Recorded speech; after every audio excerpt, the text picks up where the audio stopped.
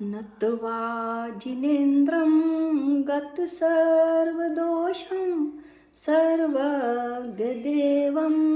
हितदर्शकं च श्रीजैनसिद्धान्तप्रवेशिकेयं विरचते स्वल्पधियां हिताय।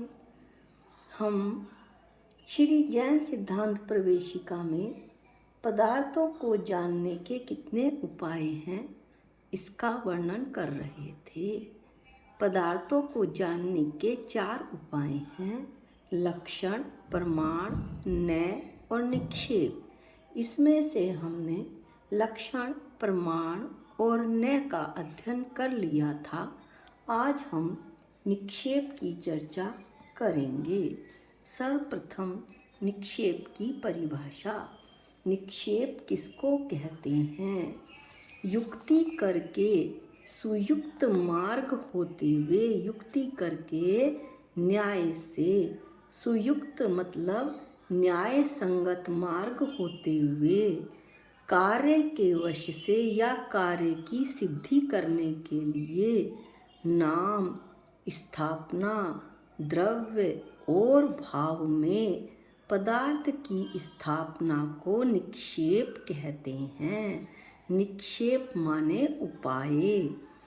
अब पदार्थ की स्थापना कैसे होती है? नाम, स्थापना, द्रव्य और भाव में, यह हम उसके भेदों से जानेंगे। निक्षेप के कितने भेद होते हैं?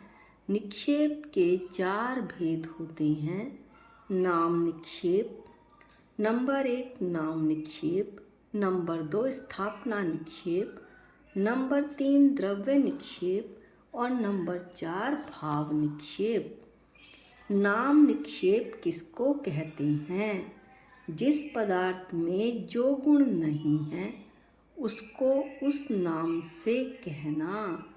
जैसे किसी ने अपने लड़के का नाम हाथी सिंह रखा है, परंतु उसमें हाथी और सिंह दोनों के ही गुण नहीं हैं। केवल लोक व्यवहार के लिए लड़के का नाम उसकी पहचान के लिए हाथी सिंह रख दिया गया है। स्थापना निक्षेप किसको कहते हैं?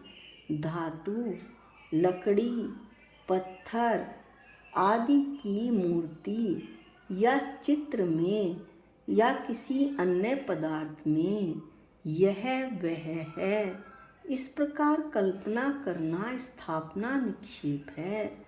स्थापना 2 प्रकार की होती है, तदाकार और अतदाकार। पहले हम तदाकार स्थापना निक्षेप जानेंगे। उसी आकार वाले में उसी आकार वाले की कल्पना करना तदाकार स्थापना कहलाती है। जैसे पार्श्वनाथ भगवान की प्रतिमा में पार्श्वनाथ भगवान की स्थापना करना। अतदाकार स्थापना भिन्न आकार वाले पदार्थों में भिन्न आकार वाले की कल्पना करना अतदाकार स्थापना कहलाती है। जैसे चेस के मोहरों में क्वीन और किंग की कल्पना करना। इस तरह से हमने स्थापना निक्षेप को जाना। शतरंज के मोहरों में बादशाह, वजीर वगैरह की कल्पना करना। अब हमारा अगला प्रश्न है कि नाम निक्षेप और स्थापना निक्षेप में क्या अंतर है? नाम निक्षेप में जैसा मूल पदार्थ है उसकी तरह आदर वगैरह नहीं होता है, परंतु स्थापना निक्षेप में आदर होता है।